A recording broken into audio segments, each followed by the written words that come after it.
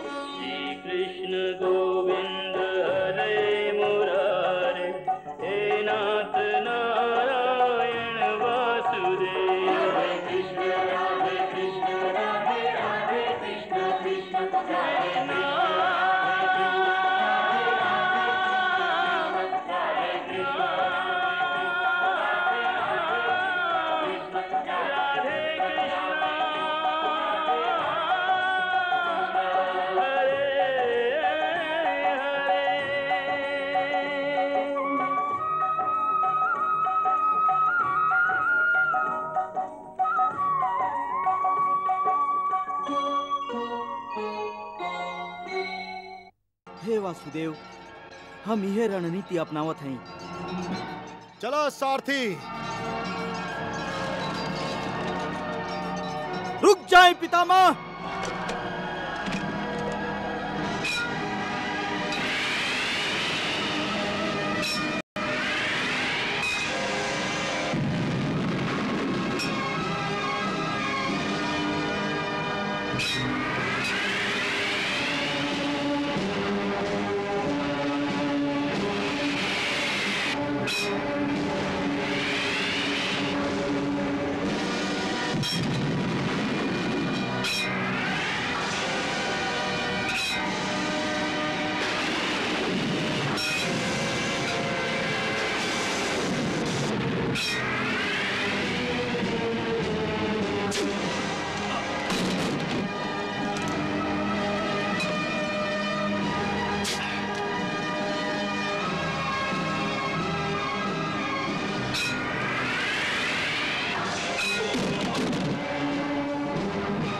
संजय, हम बेचैन हो रहा हैं और हमार बेचैनी के कारण बाड़न वासुदेव श्री कृष्ण।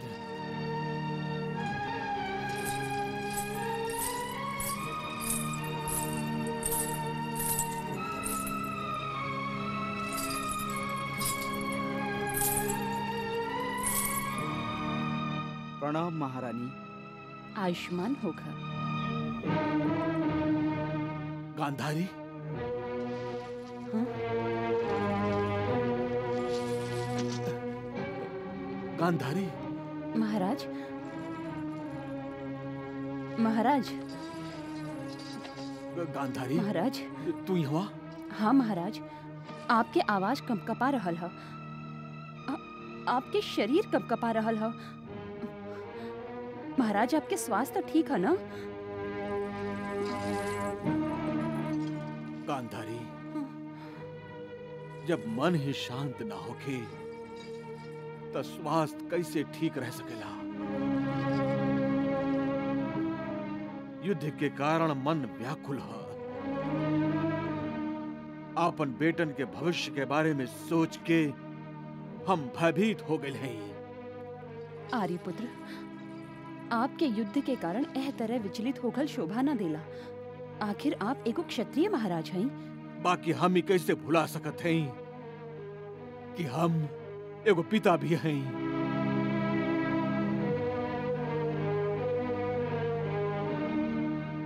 गांधारी, रणभूमि पर जाए से पहले जब दुर्योधन हमरा पास आशीर्वाद मांगे आयल रहे, तब हम ओकरा के विजयश्री का आशीर्वाद दिले रही।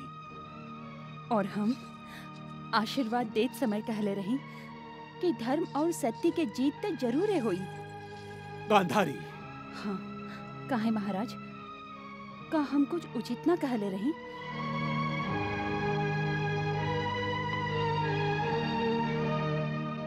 गांधारी, तो क्या अपन बेटन के विजय का आशीर्वाद देवे के चाहत रहे। खर छोड़ा, जे भइल से भइल। गांधारी, ताज जी वेद व्यास से दिव्य दृष्टि पैला के कारण संजय हमके युद्ध के समाचार सुना सकेला। तू भी सुना। आवा गांधारी। हाँ? बैठा। ना महाराज, हमरा से युद्ध के समाचार ना सुनल जाई। काहे महारानी? काहे कि महाराज, कौरव और पांडव दोनों ही तो हमरे बेटन बाड़न ना। एह युद्ध में दोनों में से केहू भी मारल जाए तो विनाश तो कौरव कुल के ही होई ना।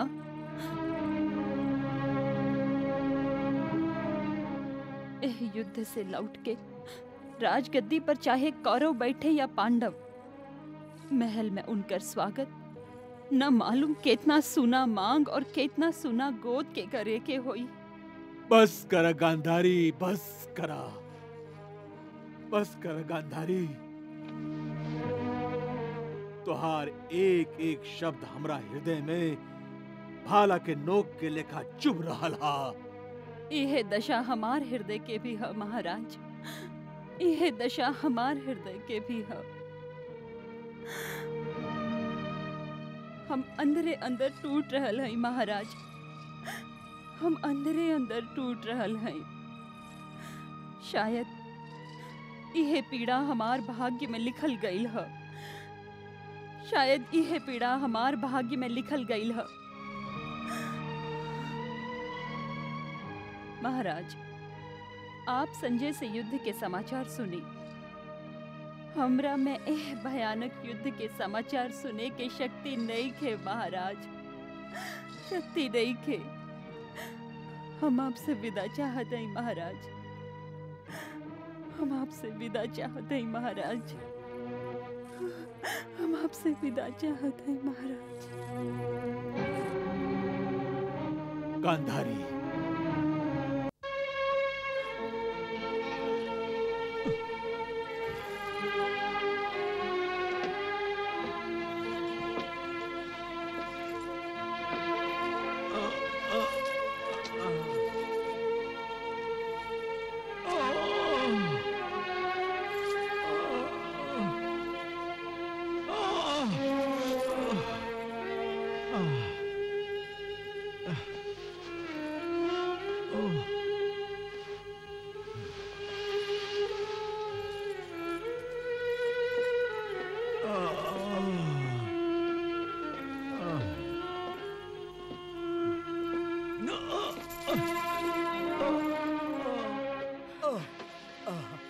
बहुत दर्द हो रहा ना पितामह।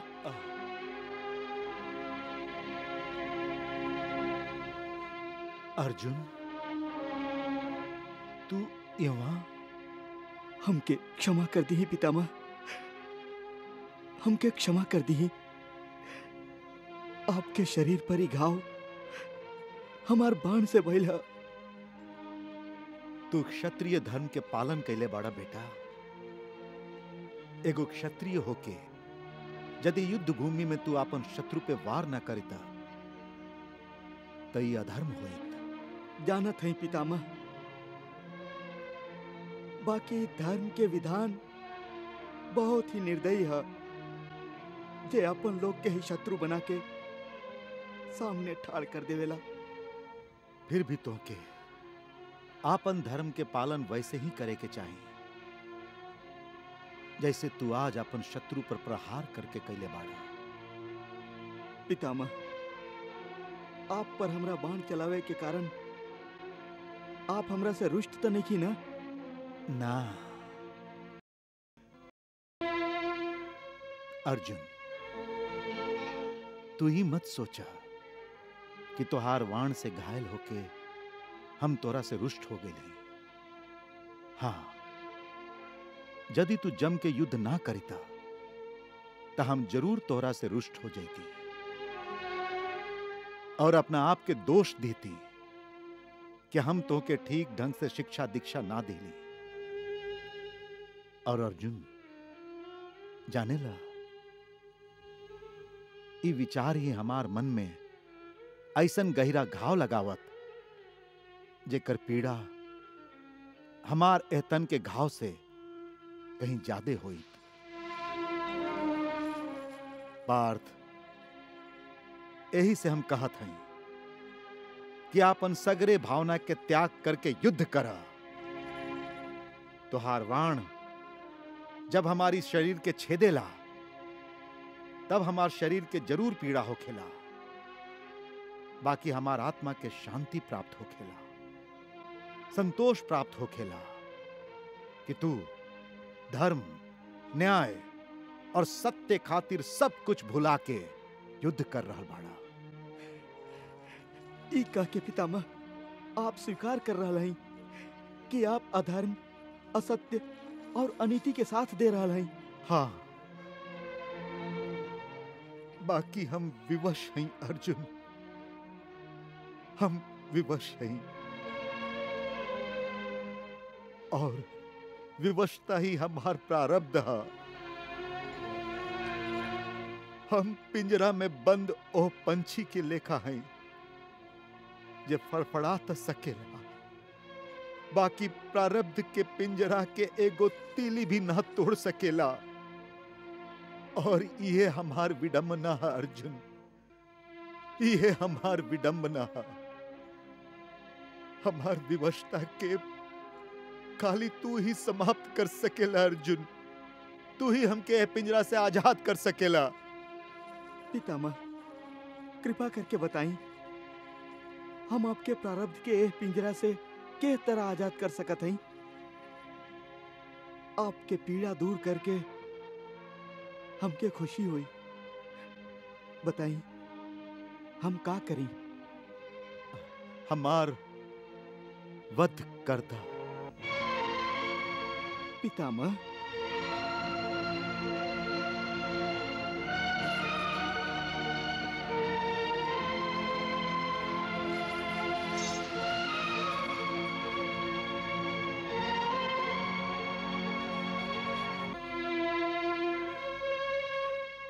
पितामह, 14 बरिस तक हम आपके दर्शन ना कर सकली। 14 बरिस तक हम सबे पांडव आपके प्यार से वंचित रहली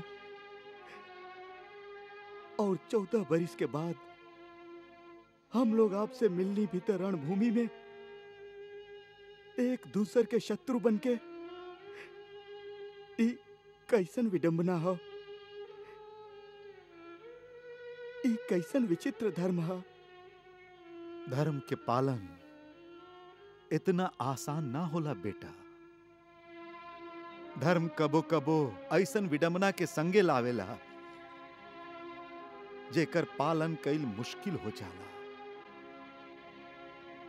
बाकी एगो मनुष्य के आपन सभे भावना के त्याग करके आपन धर्म के पालन करे के ही पड़ेला।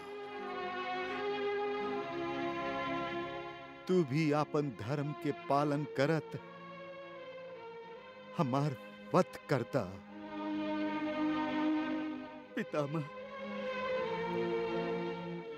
हम आपके पोता हैं। अर्जुन, ई का तू रोवता रहा? एगो योद्धा के आंख में आंसू शोभा नहीं खे देत, बल्कि ओकर शूरवीरता के अपमान हो खेला। यह आंसू रणभूमि में शत्रु के विरुद्ध हथियार ना उठावे पर विवश कर दे बेला।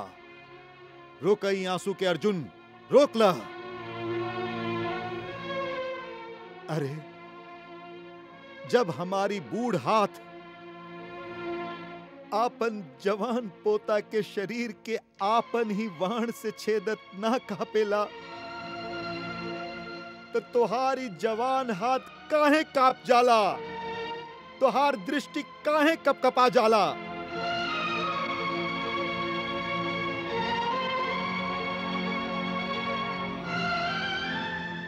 हम तोहके तोहार जेठ पितामह होखे के नाते आपन धर्म, आपन कर्तव्य के पालन करे खातिर कह रहा हई।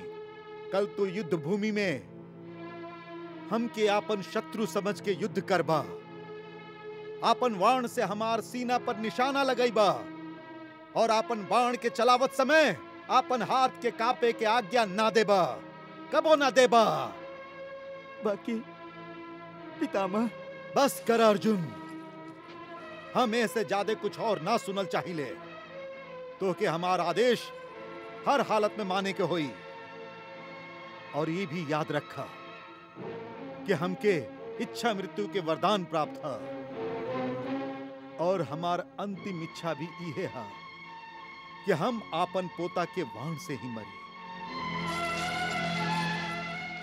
पितामह, हमार भाग्य हमरा से यह अन्याय काहे करा रहल है? काहे हम दोनों के इतना कड़ा परीक्षा ले रहल है? जा बेटा, काल युद्ध भूमि में मिला।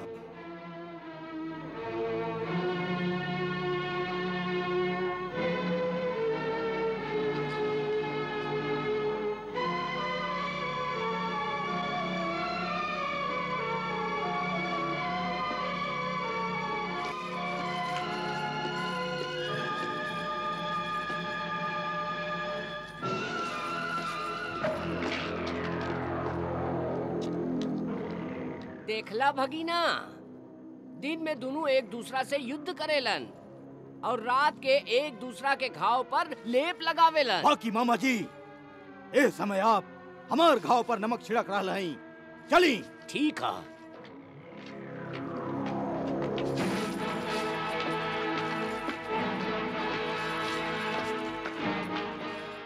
प्रणाम पितामह। प्रणाम पितामह। आयुष्मान होखा। विराजा युवराज, विराजा गांधार नरेश। पितामह, औपचारिकता छोड़ी और बताई कि हमार दुश्मन अर्जुन आपसे मिले काहे आयल रहे? हाँ हाँ बताई पितामह, बताई। ना, तोहार दुश्मन अर्जुन हमरा से मिले ना आयल रहे। हम अपन आंख से अर्जुन के आपके शिविर से जात देख ली। काहे झूठा? हम कबो झूठ ना बोलेली बेटा। जे आयल रहे वो तोहार दुश्मन अर्जुन ना, बल्कि हमार पोता रहे, जे कि अपन दादा से मिले आयल रहे। दादा के घायल देख के वो पोता स्वयं घायल हो गए रहे, स्वयं घायल हो गए रहे। बाकी तू है बात के कबो ना समझबा दुर्योधन, ना समझबा। बाकी ये घाव भी तो आपके उहे लगौले रहे, फिर भी आप ओकरे के पोता कह रहे हैं। और हम हो तो आपके पोता हैं। ना ना युवराज ना, यह तो विडंबना है कि तू हमार पोता होके भी हमार पोता नहीं खा। तू एगो पोता के तरह हमरा से कबो मिलबे ना कैला। तू एगो पोता के तरह कबो भी हमार मन के भावना के समझे के कोशिश ही ना कैला। जैसे एगो पोता के लेखा अर्जुन हमार सीना से आके लिपट जात रहे, तू हमरा से वैसे कबो मिलबे ना कैला। तो हम कैसे मान ली युवराज दुर्योधन कि तू हमार पोता बाड़ा? युवराज, तू हमेशा हमरा के एगो शासक के तरह आदेश दिले बाड़ा बाकी हमार आज्ञा के पालन न कैलह। युवराज दुर्योधन, तो से हमार नाता एगो बंधन है और अर्जुन से मन के संबंध है। बाकी ये सब बात तू ना समझबा ये सब बात तू। और ए समय भी युवराज बन के सवाल करता रहा दुर्योधन, तो यह बात के कबो ना समझ सकेला कि तोहार पितामह 100 कौरवन के बीच में रहत भी जीवन भर अकेले ही रहल बाड़न। ओए से पितामह, काहे कि आप यमन कौरवन के संगे ना पांडवन में अटकल है, जिनकर वध ना करे के आप प्रतिज्ञा कैले हैं। कृष्णा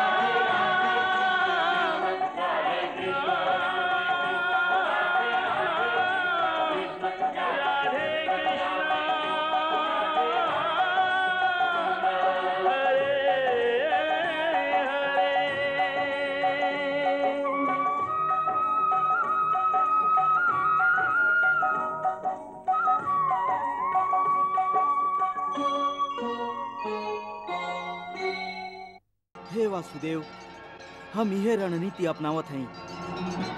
चलो सारथी, रुक जाए पितामह।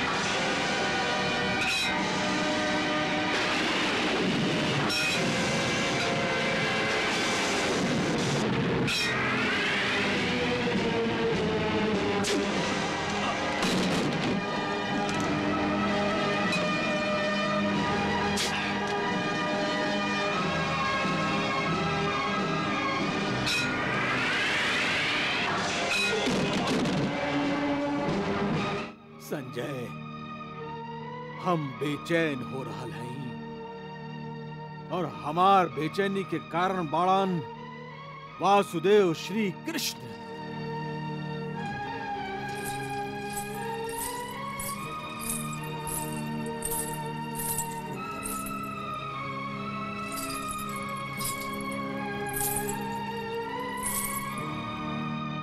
प्रणाम महारानी।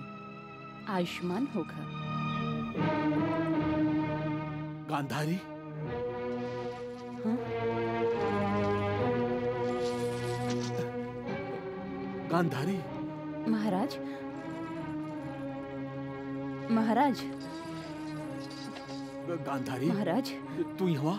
हाँ महाराज, आपके आवाज कंपकपा रहल ह। आपके शरीर कंपकपा रहल ह। महाराज, आपके स्वास्थ्य तो ठीक है ना? गांधारी, जब मन ही शांत ना होके तो स्वास्थ्य कैसे ठीक रह सकेला? युद्ध के कारण मन व्याकुल है। आपन बेटन के भविष्य के बारे में सोच के हम भयभीत हो गए हैं। आर्यपुत्र, आपके युद्ध के कारण एह तरह विचलित होगल शोभा न देला। आखिर आप एगो क्षत्रिय महाराज हैं। बाकी हम ही कैसे भुला सकत हैं कि हम एगो पिता भी हैं।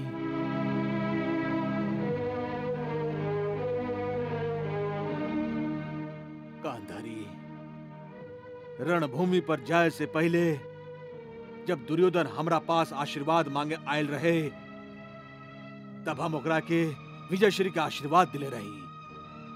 और हम आशीर्वाद देत समय कहले रही कि धर्म और सत्य के जीत तो जरूर होई।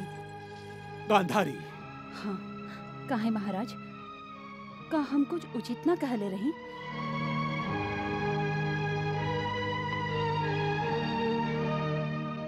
गांधारी, तो क्या अपन बेटन के विजय का आशीर्वाद देवे के चाहत रहे? खर छोड़ा, जे भइल से भइल। गांधारी, ताज जी वेद व्यास से दिव्य दृष्टि पैला के कारण संजय हमके युद्ध के समाचार सुना सकेला। तू भी सुना। आवा गांधारी। हाँ? बैठा। ना महाराज, हमरा से युद्ध के समाचार ना सुनल जाई। काहे महारानी? काहे कि महाराज, कौरव और पांडव दोनों ही तो हमरे बेटन बाड़न ना। एह युद्ध में दोनों में से केहू भी मारल जाए तो विनाश तो कौरव कुल के ही होई ना।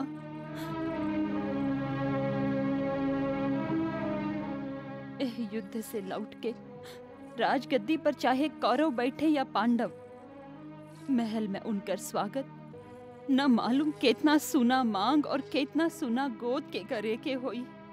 बस कर गांधारी, बस करा, बस कर गांधारी। तुहार एक एक शब्द हमरा हृदय में भाला के नोक के लेखा चुभ रहल हा। यह दशा हमार हृदय के भी है महाराज, यह दशा हमार हृदय के भी है। हम अंदरे अंदर टूट रहल हैं महाराज, हम अंदरे अंदर टूट रहल हैं। शायद यह पीड़ा हमार भाग्य में लिखल गईल है, शायद यह पीड़ा हमार भाग्य में लिखल गईल है। महाराज, आप संजय से युद्ध के समाचार सुनी। हमरा में एह भयानक युद्ध के समाचार सुने के शक्ति नहीं खे महाराज, शक्ति नहीं खे।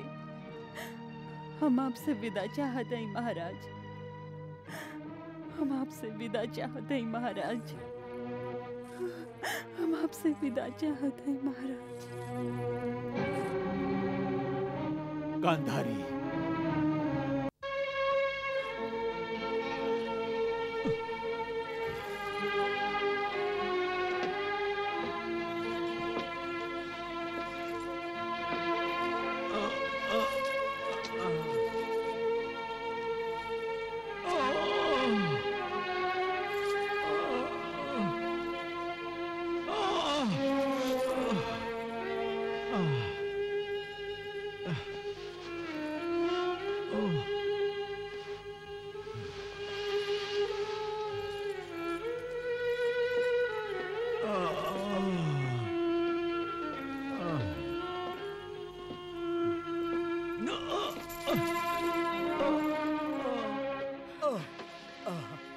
बहुत दर्द हो रहा ना पितामह।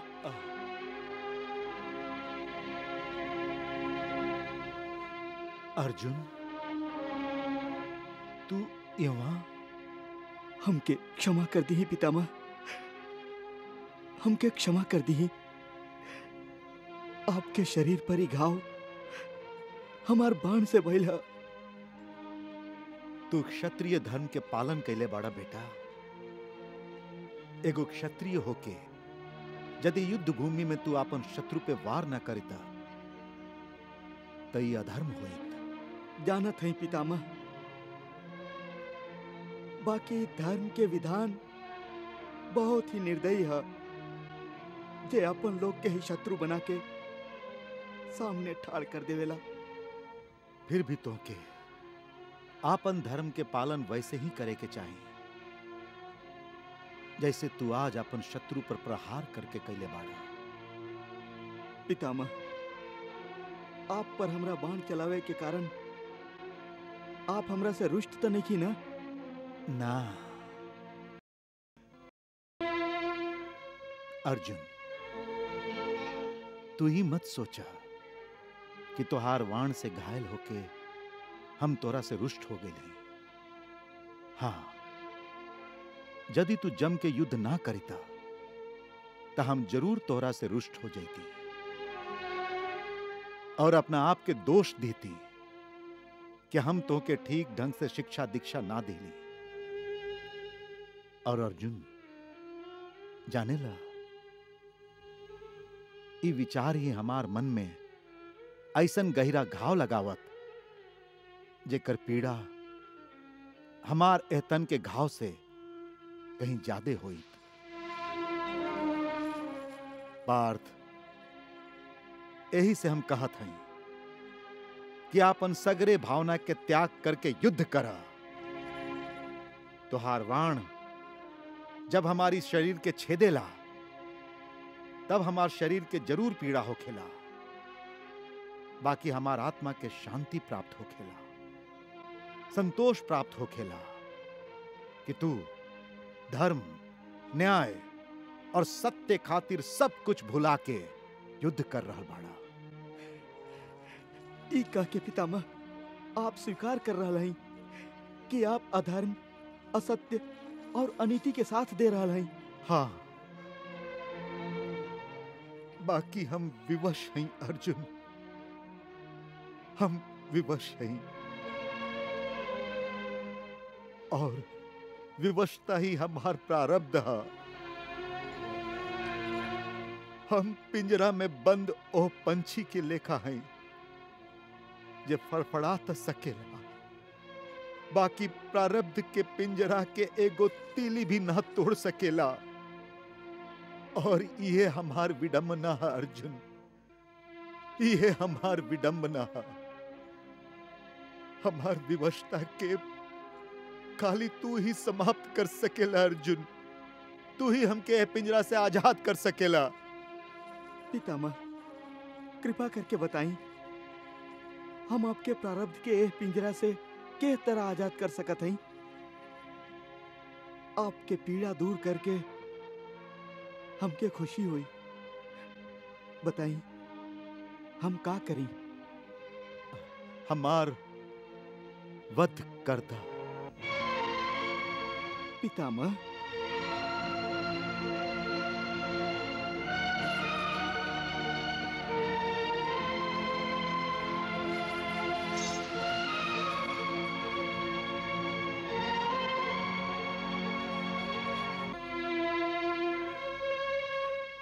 पितामह, 14 बरिस तक हम आपके दर्शन ना कर सकली। 14 बरिस तक हम सबे पांडव आपके प्यार से वंचित रहली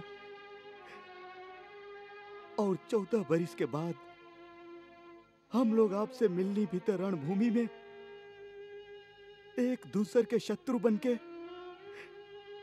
ई कैसन विडंबना हो, ई कैसन विचित्र धर्म हो। धर्म के पालन इतना आसान ना होला बेटा। धर्म कबो कबो ऐसन विडंबना के संगे लावेला जेकर पालन कईल मुश्किल हो जाला। बाकी एगो मनुष्य के आपन सभे भावना के त्याग करके आपन धर्म के पालन करे के ही पड़ेला। तू भी आपन धर्म के पालन करत हमार वध करता। पितामह, हम आपके पोता हैं। अर्जुन, ई का तू रोवतारा? एगो योद्धा के आंख में आंसू शोभा नइखे देत, बल्कि ओकर शूरवीरता के अपमान होखेला। यह आंसू रणभूमि में शत्रु के विरुद्ध हथियार ना उठावे पर विवश कर दे बेला। रोक ई आंसू के अर्जुन, रोक ला। अरे जब हमारी बूढ़ हाथ आपन जवान पोता के शरीर के आपन ही वाण से छेदत ना कापेला, तो तोहारी जवान हाथ काहे काप जाला? तोहार दृष्टि काहे कपकपा जाला?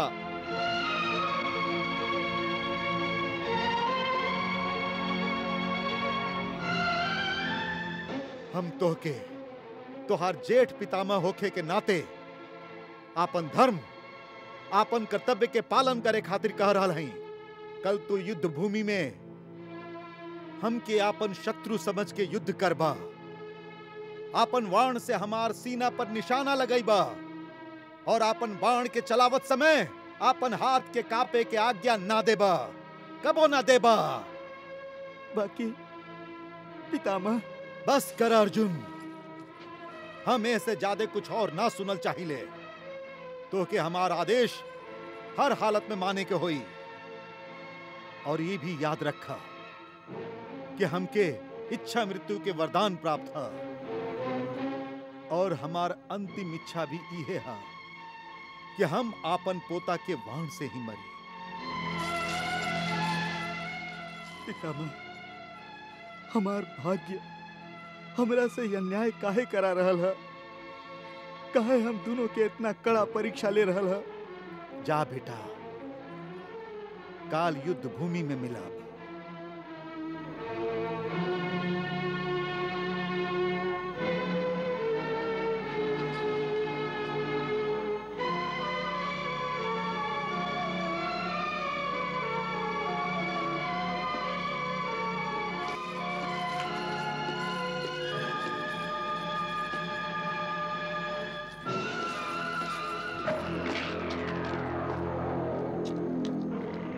देखला भगीना, दिन में दोनों एक दूसरा से युद्ध करेलन और रात के एक दूसरा के घाव पर लेप लगावेलन। बाकी मामा जी, ए समय आप हमार घाव पर नमक छिड़क रहा हैं। चली। ठीक है।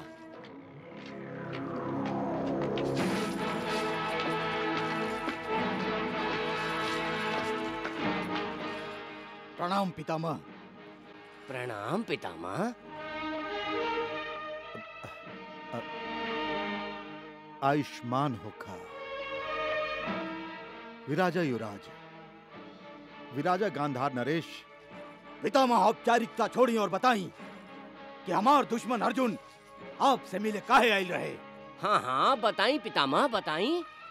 ना, तोहार दुश्मन अर्जुन हमरा से मिले ना आयल रहे। हम अपन आंख से अर्जुन के आपके शिविर से जात देख ली। काहे झूठा? हम कबो झूठ ना बोलेली बेटा। जे आयल रहे वो तोहार दुश्मन अर्जुन ना, बल्कि हमार पोता रहे, जे कि अपन दादा से मिले आयल रहे। दादा के घायल देख के वो पोता स्वयं घायल हो गए रहे, स्वयं घायल हो गए रहे। बाकी तू है बात के कबो ना समझबा दुर्योधन, ना समझबा। बाकी ये घाव भी तो आपके उहे लगौले रहे, फिर भी आप ओकरे के पोता कह रहे हैं। और हम हो तो आपके पोता हैं। ना ना युवराज ना, यह तो विडंबना है कि तू हमार पोता होके भी हमार पोता नहीं खा। तू एगो पोता के तरह हमरा से कबो मिलबे ना कैला। तू एगो पोता के तरह कबो भी हमार मन के भावना के समझे के कोशिश ही ना कैला। जैसे एगो पोता के लेखा अर्जुन हमार सीना से आके लिपट जात रहे, तू हमरा से वैसे कबो मिलबे ना कैला। तो हम कैसे मान ली युवराज दुर्योधन कि तू हमार पोता बाड़ा। युवराज, तू हमेशा हमरा के एगो शासक के तरह आदेश दिले बाड़ा, बाकी हमार आज्ञा के पालन ना कैला। युवराज दुर्योधन, तो से हमार नाता एगो बंधन है और अर्जुन से मन के संबंध है। बाकी ये सब बात तू ना समझबा ये सब बात तू। और ए समय भी युवराज बन के सवाल करता रहा दुर्योधन, तो यह बात के कबो ना समझ सकेला कि तोहार पितामह 100 कौरवन के बीच में रहत भी जीवन भर अकेले ही रहल बाड़न। ओए से पितामह, काहे कि आपके मन कौरवन के संगे ना पांडवन में अटकल है, जिनकर वध ना करे के आप प्रतिज्ञा कैले हैं। कृष्णा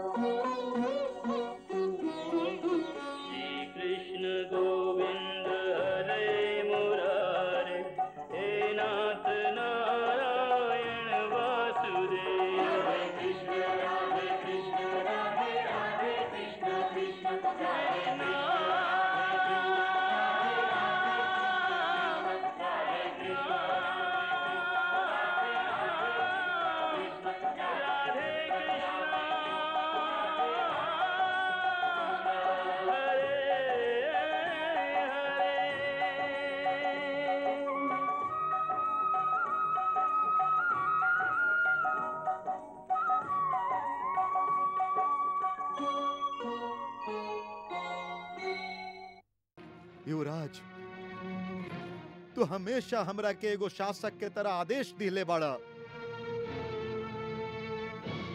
बाकी हमार आज्ञा के पालन ना कैला। युवराज दुर्योधन, तो से हमार नाता एगो बंधन है और अर्जुन से मन के संबंध है। बाकी ये सब बात तू ना समझबा ये सब बात तू। और ए समय भी युवराज बन के सवाल करत आरा दुर्योधन, तो यह बात के कबो ना समझ सकेला कि तोहार पितामह 100 कौरवन के बीच में रहत भी जीवन भर अकेले ही रहल बाड़न।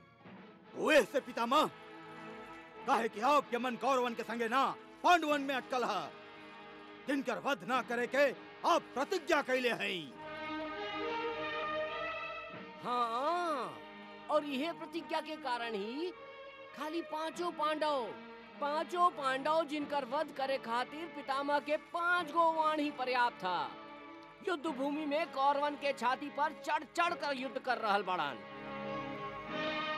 पितामह, यदि आप अपन पोता के छाती से लगा के रात के अनहार में ऐसे ही प्यार करत रहली, फिर तो हम लोग जीत ली युद्ध। हाँ भगीना, हमके तो लगातार रात के अनहारा में ये अर्जुन पोता के वेश बदल के अपन दादा के पास ना, बल्कि कौरवन के सेनापति से कल के युद्ध के रणनीति जाने आयल रहे। हाँ गांधार नरेश,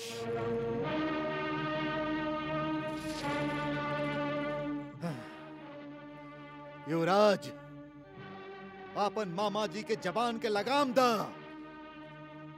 ये हमरा पर संदेह कर रहल बाड़न, हमरा पर जे हस्तिनापुर के आजीवन सुरक्षा के प्रण लिहले हा, जे हस्तिनापुर के सेवा में अपन हर सांस खपैले हा। ई युद्ध में पांडव लोग के विजय के रास्ता में दीवार बन के ठाड़ हैं हम, और ये हमार देशभक्ति पे शंका करत आरन। के कर जीप पर आप लगाम लगाई भा? के कर जीप पर? इस शंका के नाम था कौरवन के पक्ष में लड़े वाला हर योद्धा के मन में बार बार उठ रहा है। आपके प्रति संदेह के विष सगरे कौरव सेना में फैलत जा रहा है। एकर कारण आपके मन में पांडव लोग के प्रति वो प्रेम है कि आपके देशभक्ति पर भारी पड़ रहा है। भारी हमार देशभक्ति पर संदेह करे वाला हर योद्धा के हम कल युद्ध भूमि पर दिखा दे कि हम प्राण दे सकत हई, बाकी हस्तिनापुर के सुरक्षा पर आंच ना आवे देव। जा युवराज, कल युद्ध भूमि में हम तोहार शंका के विषैला नाक के फन अपन वाण के प्रहार से चीथड़ा चीथड़ा कर देव।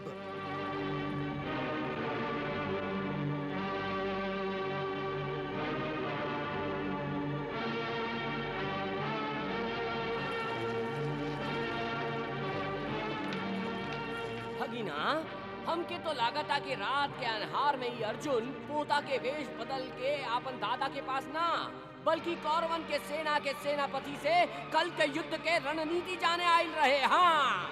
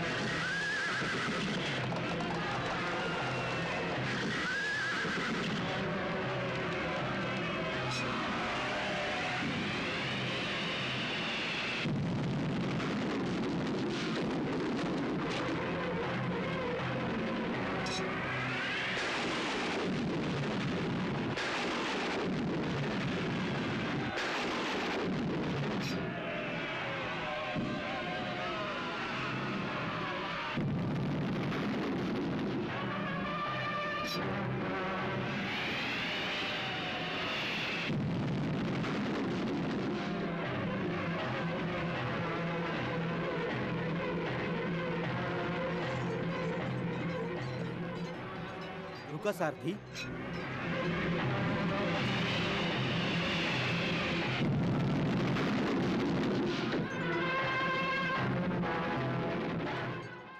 सावधान पितामह।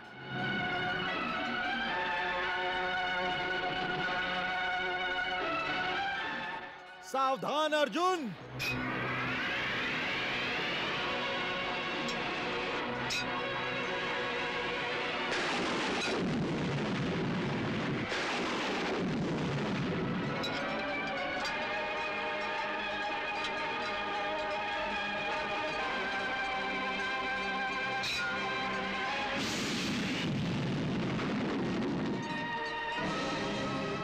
अर्जुन फिर चलाओ बाण।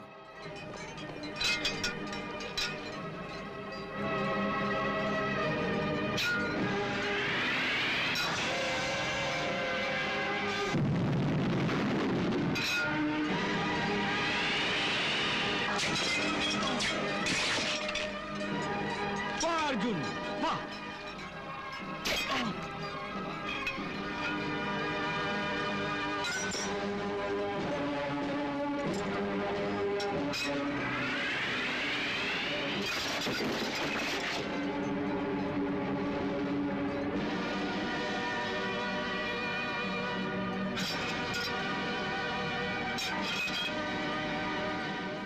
देखा अर्जुन, अब पितामह भयंकर प्रहार करे वाला है। सावधान।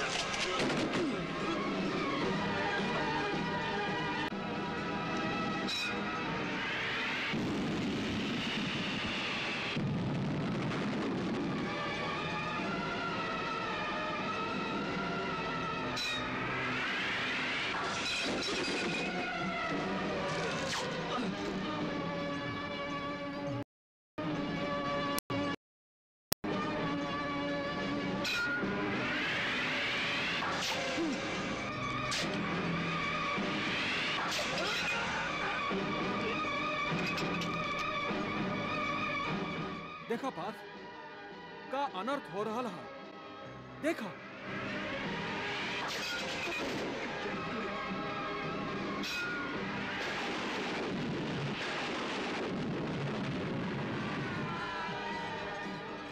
देखा अर्जुन, पितामह का प्रलय मचा रखले हैं।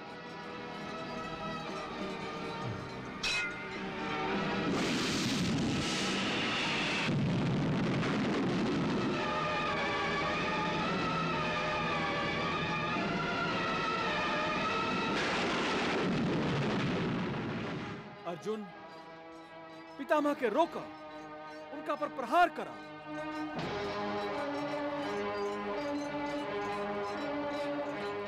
उठाओ गांडीव।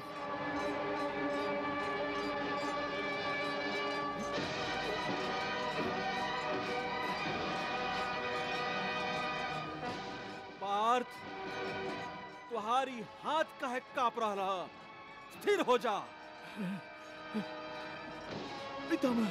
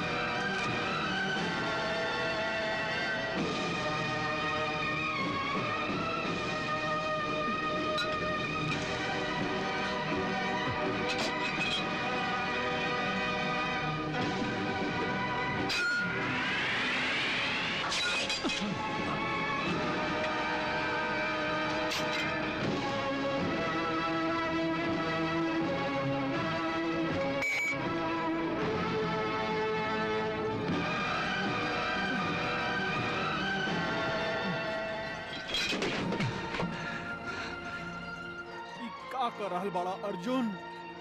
आपन प्रत्यंचा के पूरा शक्ति से खींचा और पितामह के सीना के उनका हृदय के छेद डारा। ई तोहार तीर पितामह के शरीर के खाली छू छू के गिर रहल हा। केशव, हम तीर छोड़ तो रहल है पितामह पर। ना, ये अर्जुन के तीर नहीं खे।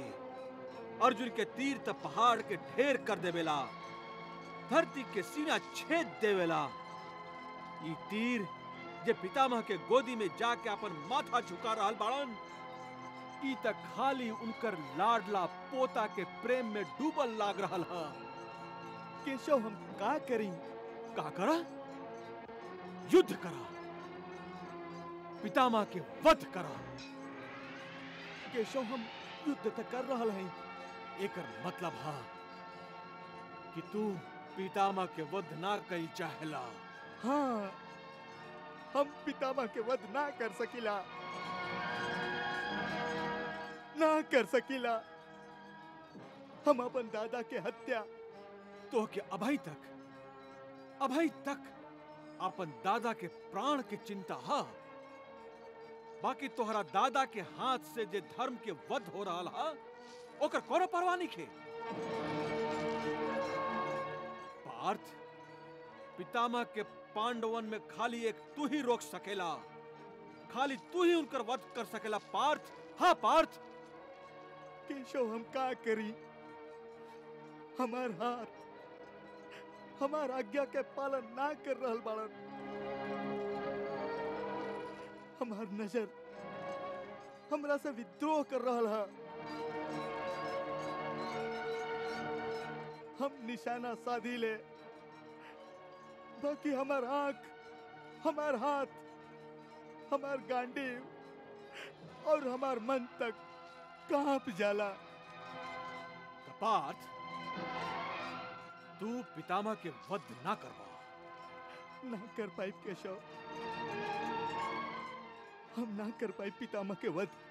तो ठीक है, यदि तू पितामह के वध ना कर पाइबा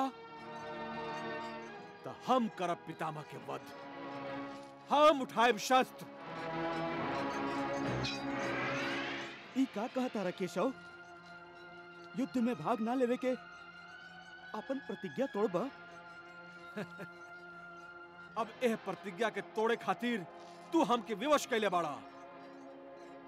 बाकी अपन प्रतिज्ञा निभावल धर्म है, और तू अपन प्रतिज्ञा तोड़ के अधर्म करबा?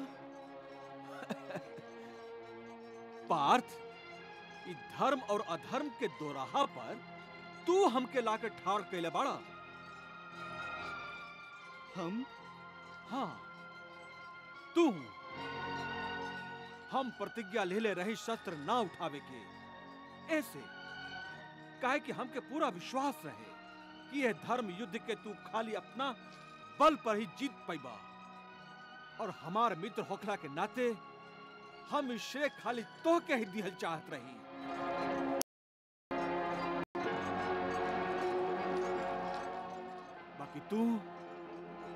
बाकी तू एगो छोटहन से कर्तव्य निभावे के खातिर एगो बड़ कर्तव्य के बलि चढ़ा रहल हवा। हम समझ न पा रहल हैं केशव कि तू का कह रहल बाड़ा। अर्जुन, आपन जेठ लोग के आदर कैल धर्म हा, बाकी जब जेठ ही अधर्म के मार्ग पर होखे तो उनकर विरोध कैल धर्म हा। तू पितामह के मोह में अधर्म कर रहल बाड़ा, और यदि हम तोहरा तरह से ई गलती करी तो हमार एह रूप में अवतार लिहल कौन काम की। यदि हम अपन प्रतिज्ञा के पालन करत रही और हमरा आंख के सामने धर्म अधर्म से हार जाए तो हमार अवतार लिहल बेकार हो जाए।